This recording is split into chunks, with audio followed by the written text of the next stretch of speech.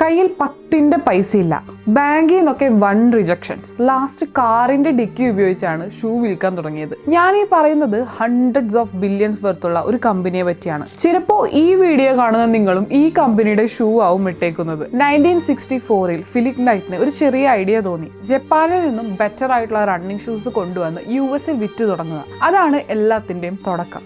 ആദ്യ കാലങ്ങളൊക്കെ നല്ല ബുദ്ധിമുട്ടായിരുന്നു. പ്രോപ്പർ ഫണ്ടിങ് ഇല്ല, ക്യാഷ് ഫ്ലോ പ്രശ്നങ്ങൾ. ഒരു ടൈമിൽ ബിസിനസ് ഓൾമോസ്റ്റ് ക്ലോസ് ആകാൻ പോയി. പക്ഷേ പുള്ളൊരു വലിയ റിസ്ക് എടുക്കാണ്. ഹ്യൂജ് എമൗണ്ട് ലോൺ എടുത്ത് ബിസിനസ്സിലേക്ക് ഇൻവെസ്റ്റ് ആക്കി. പക്ഷേ കാര്യങ്ങൾ മാറിയത് പ്രോപ്പർ സ്ട്രാറ്റജി യൂസ് ചെയ്താണ്. എന്താണെന്നല്ലേ, പുള്ളി runners, basketball players, football players എന്നിങ്ങനെയുള്ള അത്ലറ്റ്സിനൊക്കെ ടാർഗറ്റ് ചെയ്തു. പ്രൊഡക്റ്റ് എന്നതിൽ കൂടുതൽ ഒരു ബ്രാൻഡ് ഫോക്കസ് ആക്കി. പതിയെ നൈക്ക് ലോകത്തിലെ ലീഡിംഗ് ബ്രാൻഡായി. ബില്യൺസ് ഓഫ് ഡോളേഴ്സ് റവന്യൂ വന്നു തുടങ്ങി. കാറിൽ സെയിൽസ് തുടങ്ങി. ഗ്ലോബൽ എംപയർ ആയി മാറി നൈക്ക്.